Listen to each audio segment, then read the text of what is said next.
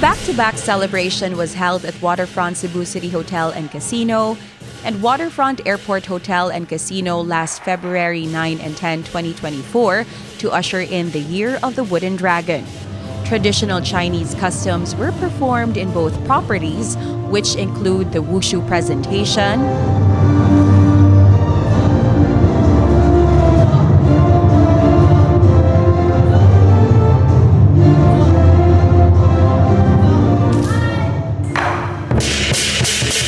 the Lion and Dragon Dance,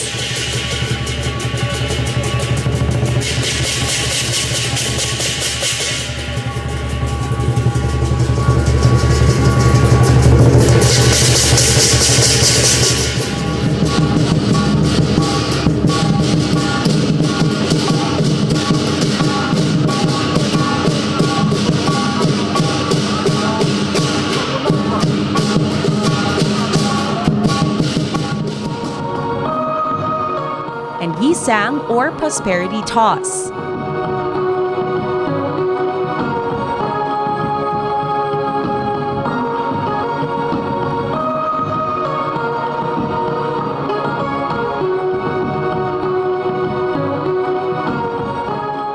Ladies and gentlemen, Aside from property heads 𝗪𝗏 𝗍𝒫 and Rex Yap, the events were also led by key government officials, namely Cebu City Mayor Michael Rama and Councilor and Acting Vice Mayor Dondon Hontiveros, Alive President Justin Chan, and MCIAA's Public Affairs Manager Mary Ann 𝗵𝗵𝗶𝗀. Well, we are very happy, and very excited and honored, to be able to usher in the Chinese Lunar New Year for the Year of the Dragon. As you witnessed about an hour ago, we just had our line dance, our dragon dance, and of course the 𝗬𝗏𝗃 ceremony. And right now we are sharing our famous food from 𝗤𝗏𝗃𝗀 to all of our guests.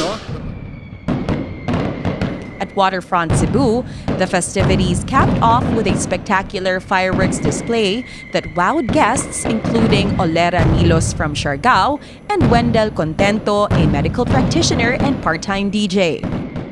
Naki-celebrate ko sa Chinese New Year because very viral man dyan siya sa Facebook no Waterfront.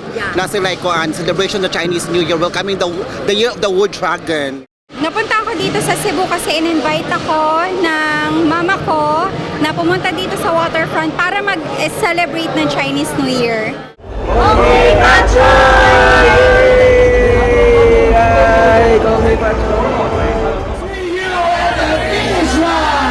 Meanwhile, 4,500 runners crossed the finish line during the first Waterfront2Waterfront Run last Sunday, February 11.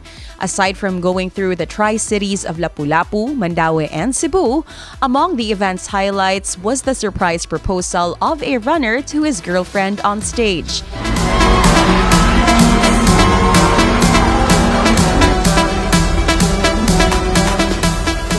And the finish line kiss challenge of some of the running couples. Speaking of love, both waterfront properties in Cebu also have ongoing promos and treats in celebration of Valentine's Day this February.